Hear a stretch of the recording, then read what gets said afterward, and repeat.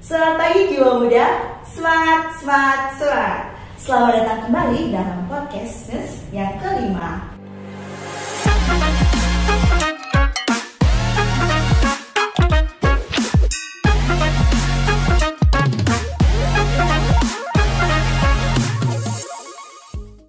Pada kali ini kita bakal membahas suatu pembahasan yang cukup menarik nih, atau topik yang menarik. Apalagi untuk topik kali ini nih, sekarang ini ya cukup digandrungi sama pebisnis kita yang ada di luar sana, yang tak lain dan tak bukan adalah digital marketing. Nah, hari ini nih kita kedatangan seorang narasumber yang bisa dikatakan cukup ahli dalam di bidang digital marketing itu.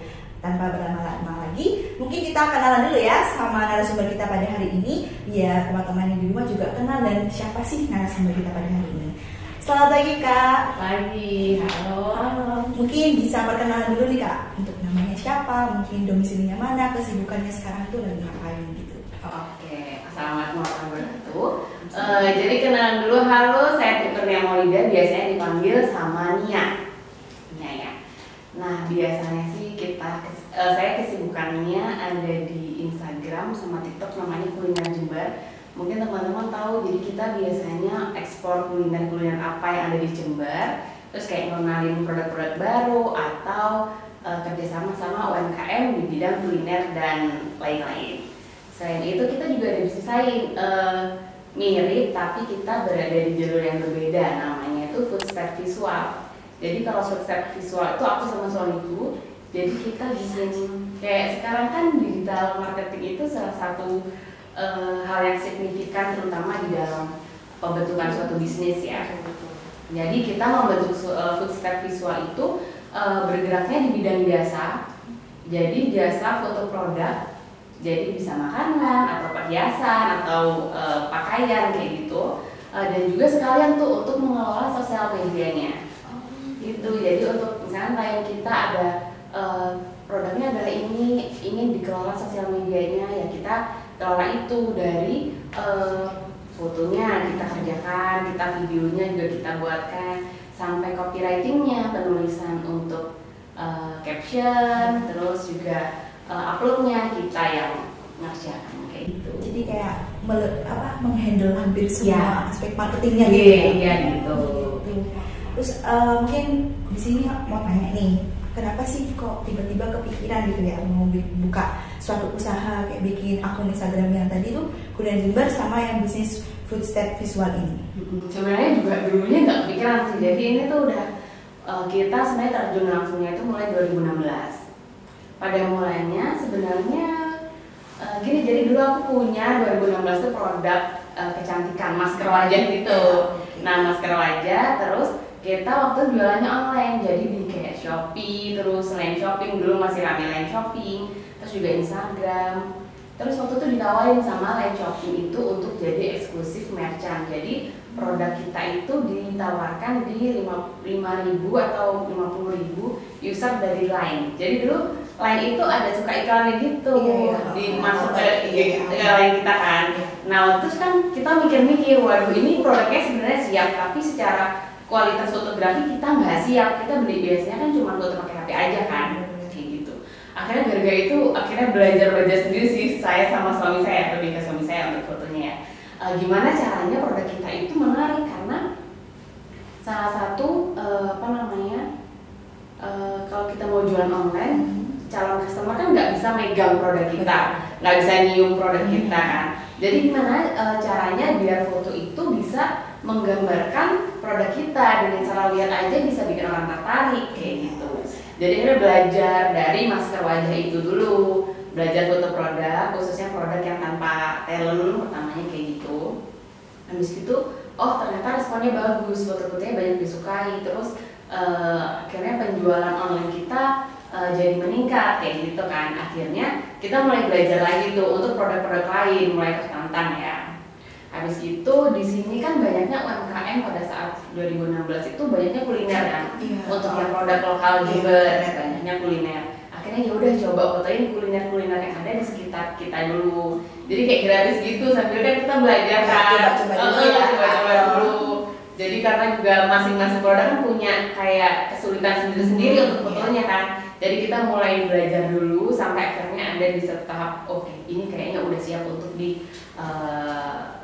dipasarkan kayak gitu kan. Akhirnya mulailah masuk ke calon klien, akhirnya sudah mulai dapat punya klien. Nah terus itu, jadi kuliner Jember itu dulunya bukan punya saya. Jadi dulu tuh ada Unet, dia itu suka kulineran karena anak kos, gitu. Jadi setelah dia lulus 2016an gitu, itu nggak terurus lagi Instagramnya. Sampai akhirnya karena kita juga punya foto yang bagus-bagus, karena mbaknya itu ngabarin, mau nggak sih nih kamu pegang aja lah kayak gitu, karena sayang nggak kepake kayak gitu. Ya udah sini. Akhirnya kita berjalan dua-duanya nih, foto produk sama kuliner Jember. Jadi dari awal sebenarnya nggak terlalu terpikiran bakalan seperti ini, justru kayak berjalan apa adanya gitu sampai. Berarti untuk yang bisnis food step visual itu sama kuliner Jember ini kayak mulainya hampir barengan gitu Iya, ya? hampir berbarengan gitu. Dan 2016 kayaknya masih digital marketing ini masih buat orang-orang masih belum terlalu tahu gitu ya tentang digital marketing. Berarti aku pikir dulu ini kan kuliner Jember dan food step visual ini ada gara-gara pandemi. Karena kan dari setelah pandemi itu kan kayak baru muncul digital marketing, baru orang-orang kayak oh gini ternyata. Nah yang namanya digital marketing ternyata udah lama ya sebelum pandemi itu.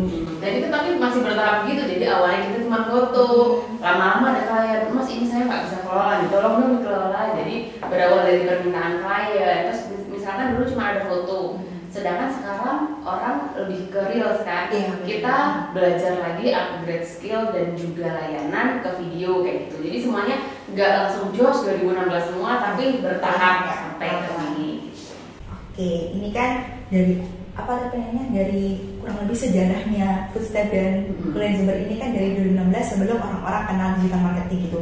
Nah, gimana sih caranya ningkatin insight bisnis dari mbaknya sendiri di Instagram, termasuk gimana sih kayak biar anggapannya sekarang tuh FYP gitu ya, biar teman-teman kayak di timeline-nya tuh muncul gitu video dari kuliner Jember atau foodstep visual itu sendiri gitu. Kalau kita sih gini, jadi kita kan sosial media tuh ada banyak platform ya, ada TikTok, apalagi nggak tahu Instagram ya, terus YouTube. Jadi masing-masing tuh sebenarnya punya karakteristik beda-beda gitu. Jadi tergantung kita mau fokus kemana. Misalkan kalau Instagram itu lebih ke videonya tuh kalau bisa agak terang, terus agak buruk gitu loh mbak. Jadi ya terus juga kalau bisa pakai soundnya itu yang lagi viral kayak gitu. Jadi kalau Instagram itu lebih kayak kalau TikTok tuh kayak gini, videonya terserah ya, agak buram-buram, tapi dia punya cerita, punya story, itu viral. Banyaknya viral kan kayak gitu kalau TikTok.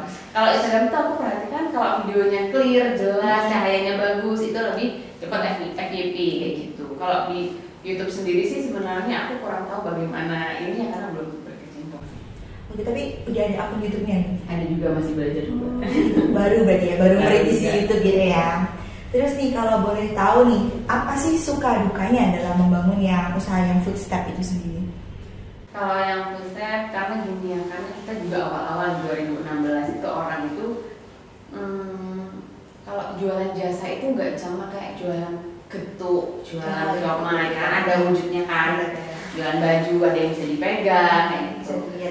Sebenarnya ini kesulitannya bukan cuma foodstep aja. Biasanya kalau orang bergerak di bidang jasa, jadi orang tuh kayak lah kan cuma foto sih, masa segitu, atau enggak buatin dong ini desain gratis kan temen kayak gitu. Jadi kayaknya kalau jasa itu nggak ada tolak ukurnya. Untuk jualan itu jadi mungkin kayak orang kan ini cuma gini, masa bayar kayak gitu ya, karena nggak ada bentuk wujud yang bisa dipegang kayak gitu.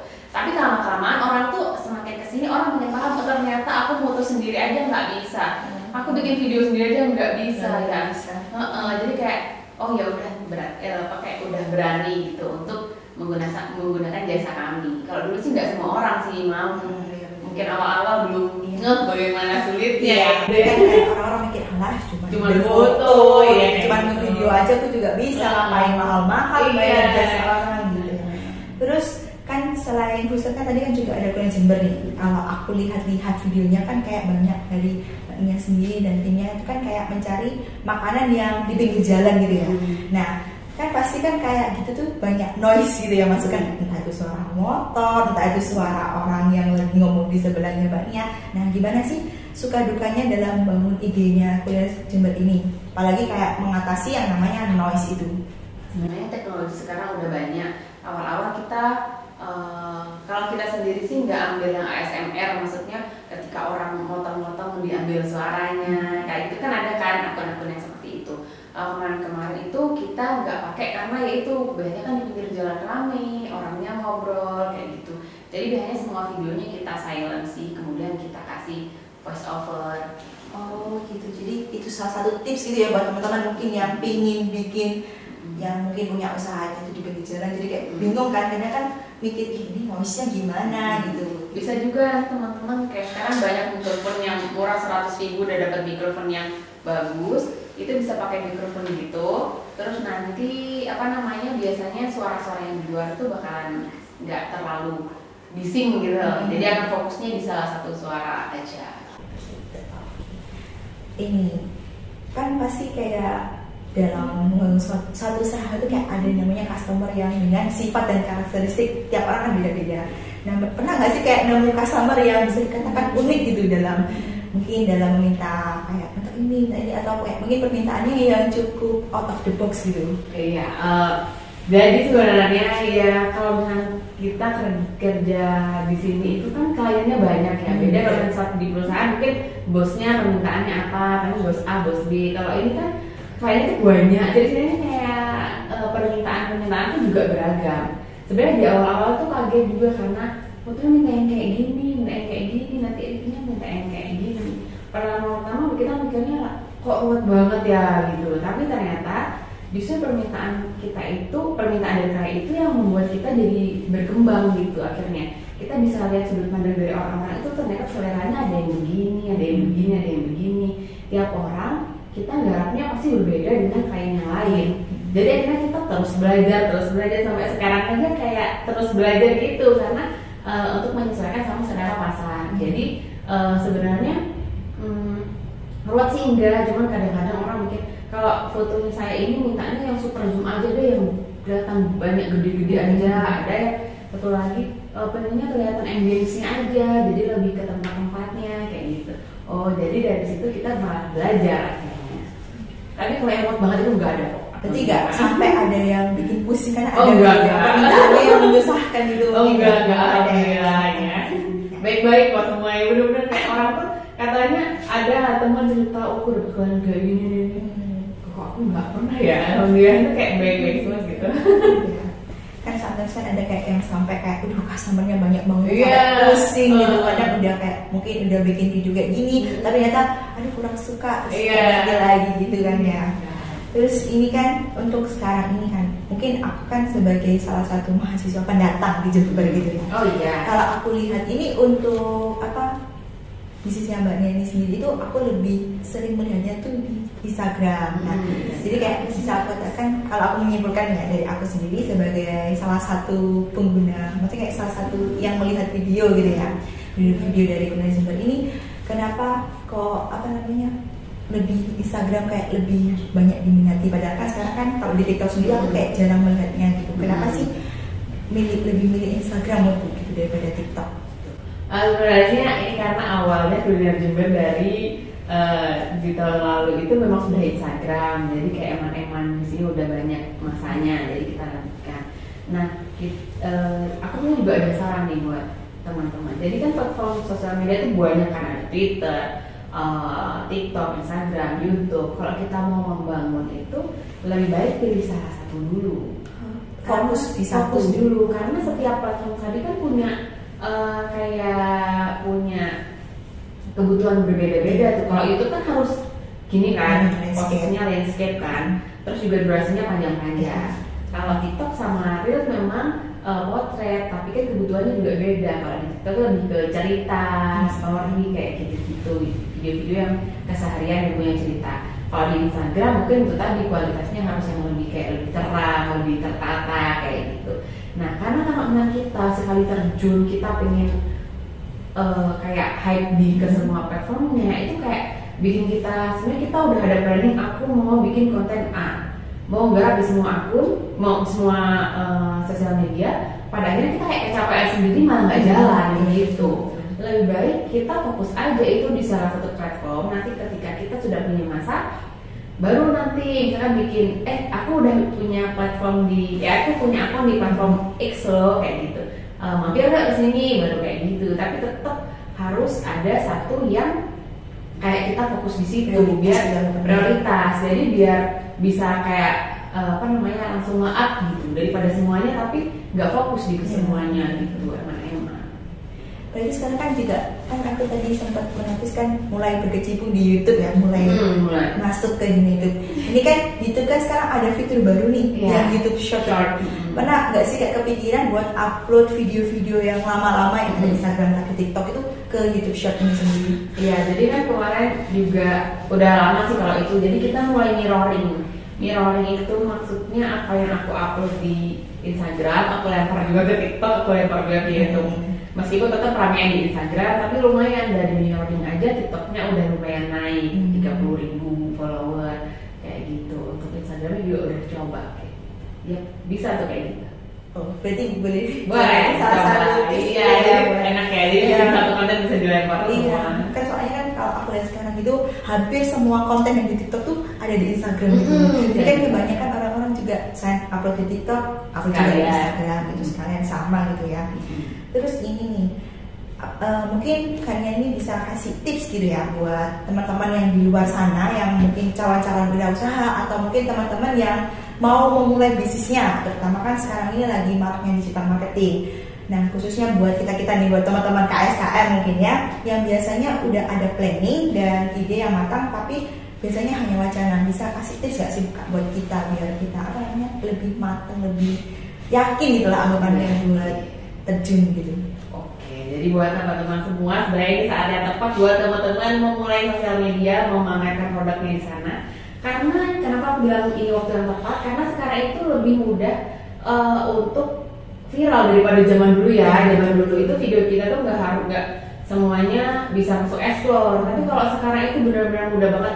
Kita kalau punya follower Instagram atau TikTok cuma 10, tapi kalau video kita menarik itu bisa langsung disebarkan ke ribuan orang. Ini waktu yang tepat benar-benar kalian fokus deh pilih kayak tadi itu mau platform apa yang fokuskan, kemudian bikin konten-konten dan kudu kayak secara reguler itu ngupload gitu loh, jangan yang seminggu sekali, itu kurang sih. Lebih baik tuh kayak sehari sekali itu harus upload. Terus juga jangan lupa sekarang itu TikTok sama Instagram juga ada story kan. Jadi kita meskipun bikin konten reels juga tetap harus story. Jadi kalau ibaratnya ya, kalau story sama reels itu kayak kaki dan tangan. Jadi story itu buat ngerangkul follower kita biar nggak kemana-mana. Jadi kalau kita punya produk, kita ayo follower kita kasih tahu dulu. Terus kalau misalkan followernya udah mulai jenuh mau unfollow, jangan sampai unfollow, bikin giveaway, bikin apa kayak gitu. Nah kalau reels itu ibarat kaki yang bisa lari jauh. Jadi reels itu nggak cuma akan sampai ke follower kita, tapi ke semua pengguna itu sangat memungkinkan kayak gitu. Jadi keduanya ini harus berjalan berbarengan. Jadi teman-teman harus rajin story sama juga bikin reels kayak gitu. Itu kalau di Instagram ya kayak gitu. Kan tadi aku sempat notice juga kalau bisa bikin konten itu jangan seminggu sekali ya, minimal sehari sekali ya. Terus ini kan aku juga lihat di kuliah Jember ini kayak untuk upload videonya itu kan hampir cukup sering gitu ya, hampir dalam setiap harinya gitu. Nah, gimana sih tips cara buat konten promosi yang baik? Karena kan tadi kan juga kan minimal tuh sehari sekali, takutnya kan kehabisan ide atau gimana. Mungkin dari kalian sendiri ada tips gitu? Kalau kuliah Jember itu kita sehari harus kulineran ke minimal 3 tempat untuk bisa upload besok-besoknya gitu. Kalau ini kita mau share dulu untuk teman-teman yang punya usaha aja kali ya. Jadi buat teman-teman yang punya usaha biar nggak ngerasa kecapean banget, itu kalian itu bikin list aja. Kira-kira hari ini aku mau take apa aja, kira-kira dalam satu kali take itu bisa untuk 3-4 kali upload, 3-4 hari ke depan. Jadi biar nggak capek itu nggak tiap hari harus ngonten terus. Kan kalau misalkan kalau kalian punya bisnis pasti kan udah aspek lainnya dipertimbangkan, kayak misalkan mau produksi dulu nih, mau mau apa namanya balesin chat admin dulu nih kayak gitu kan. Jadi lebih baik sekarang kalian bikin list dulu, sekarang mau bikin apa untuk 4 hari ke depan. Dan itu kayak simple aja gitu. Kemana untuk kelola sosial media kalian itu ternyata kalau Reels itu sama TikTok itu kan videonya nggak harus 60 detik, meskipun cuma 10 detik juga nggak apa-apa. Jadi misalkan punya bisnis kopi, cuma adegan kayak nuang kopi dikasih lagu-lagu yang kira-kira ambience-nya cocok sama suasana itu di suasana nuang kopi.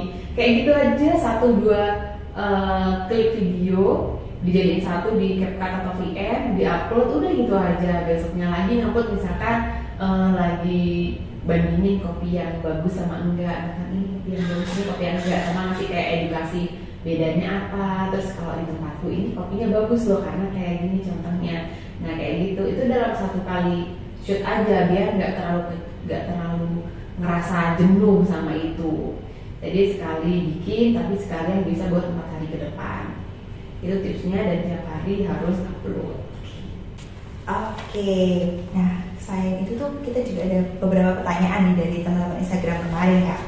Mungkin nih ini ada dari Sinta Kartika gitu ya Kak. Ini tanya nih, mungkin bisa share dong tips cara membuat konten yang bagus, misalnya lightingnya, pengambilan kamera, editing dan lain-lain. Mungkin bisa bantu dijawab Kak nih dari Kak Sinta.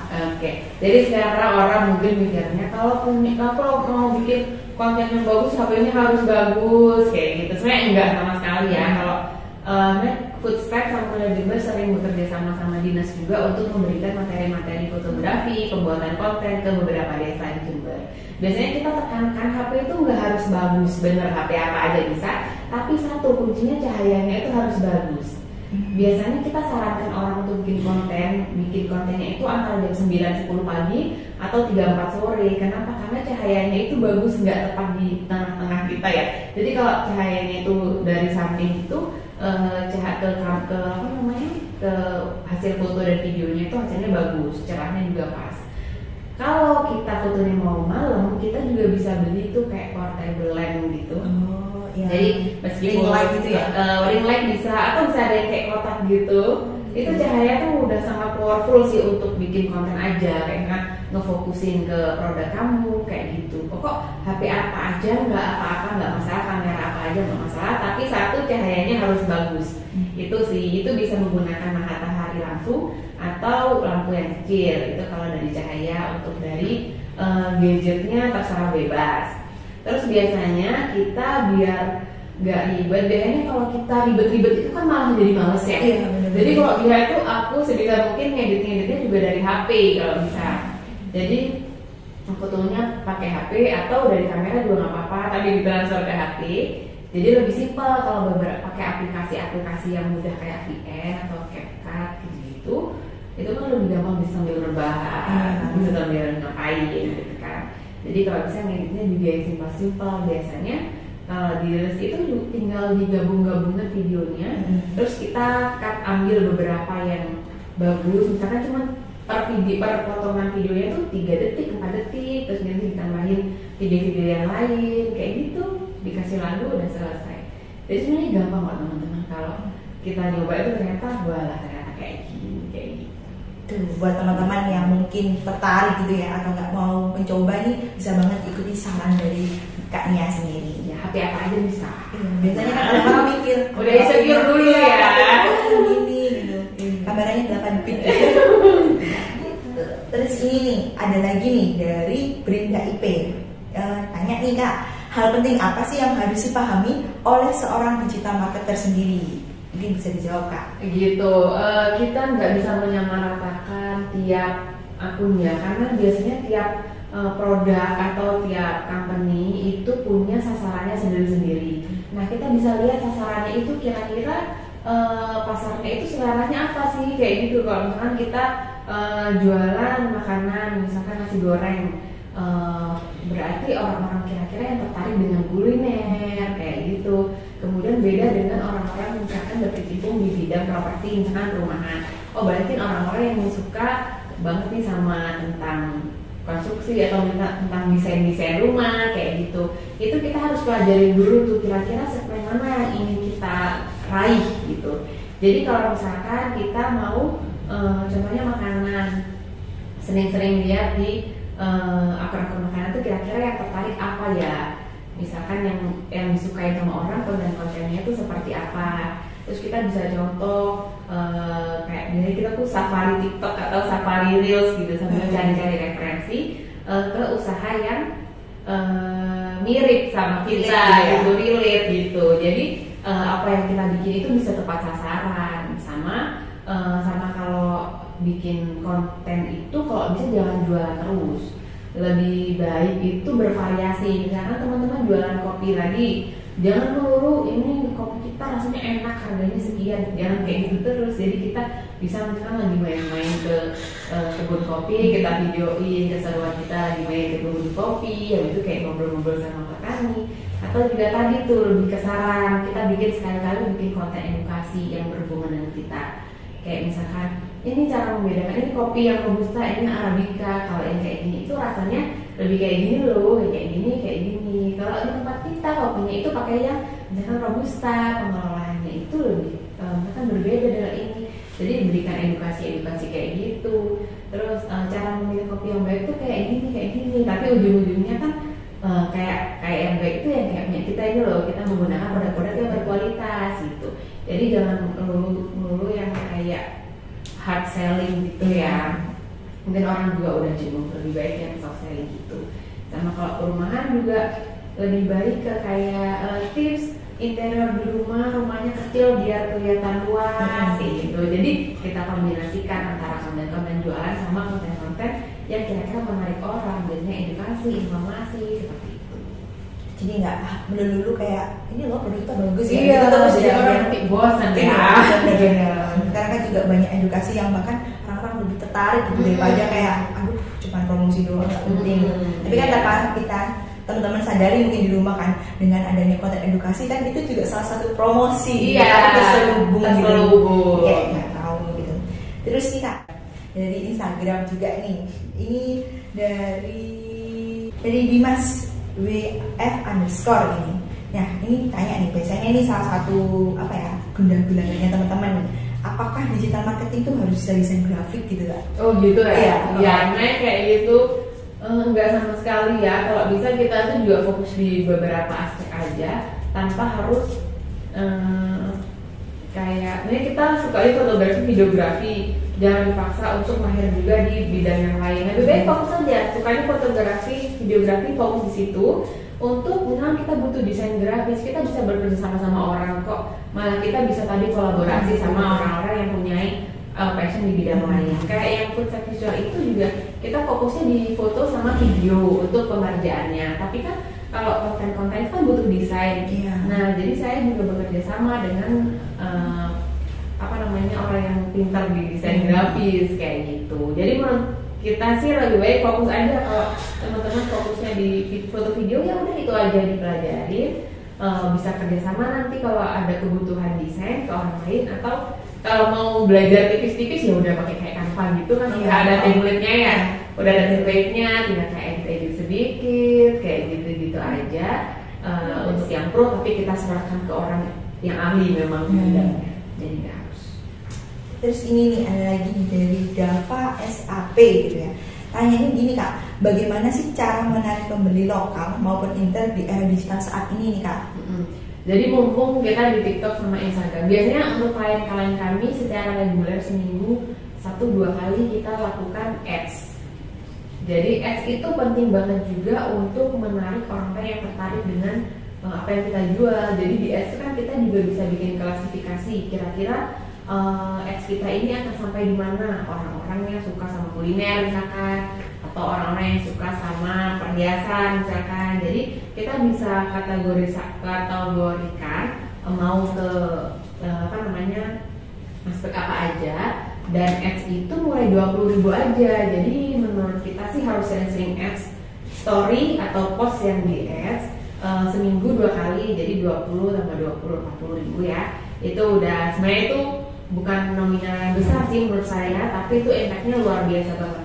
Jadi lebih baik teman-teman daripada satu post, kalau menurut kami ya, satu post di ads 100.000 mending 5 post di ads 20 ribuan kayak gitu. Itu rajin-rajin ya teman-teman, seminggu 1 kali 2 kali ads itu nanti bisa menggait. Oh ya, di ads itu juga bisa kasih lokasi kan tadi. Kalau misalnya produk kita memungkinkan untuk dikirim ke luar kota, misalkan Surabaya, Malang, nah di lokasi areanya itu ads pertama lokasinya Surabaya, kedua Malang. Jadi kita bisa nge-grab di area-area tertentu yang pastinya sudah bisa kita jangkau. Jangan sampai kita produknya mie ayam nggak bisa dikirim ke Papua tapi KS-nya di Papua aja, kayak gitu kan nanti jadi sia-sia ya. Jadi kayak kita harus pertimbangkan matang-matang.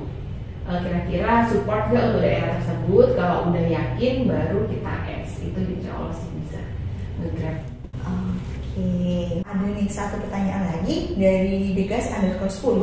Nah ini dia tanya gini Kak, dalam membuat marketing berbasis digital, apakah harus kolaborasi dengan kreator lain?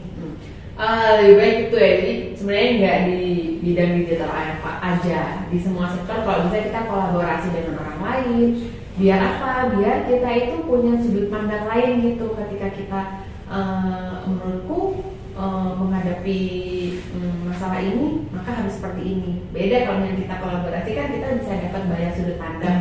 Jadi nanti karena dari kayak konten kita itu kalau kolaborasi juga bisa menggrab follower-follower dari orang yang kita ajak kolaborasi juga kan. Kalau produk misalkan mau kolaborasi sama Foodgram misalkan, nanti produk kita jadi lebih dikenal juga sih sama follower-follower mereka kayak gitu. Akhirnya kolaborasi gitu. Mungkin jadi udah cukup segitu dulu untuk pertanyaannya. Ini buat teman-teman nih, untuk tadi kan udah ada banyak nih ya tips-tips yang diberikan dari Kaknya sendiri. Buat teman-teman yang ingin berkecimpung langsung di dunia digital marketing, inilah saat untuk kalian untuk terjun dalam digital marketing. Apalagi sekarang banyak teman-teman yang menggunakan Instagram, TikTok ataupun YouTube untuk mengisi waktu luang mereka. Jadi salah satu buat kalian juga nih, buat pengusaha, salah satu promosi yang bisa dilakukan adalah dengan digital marketing.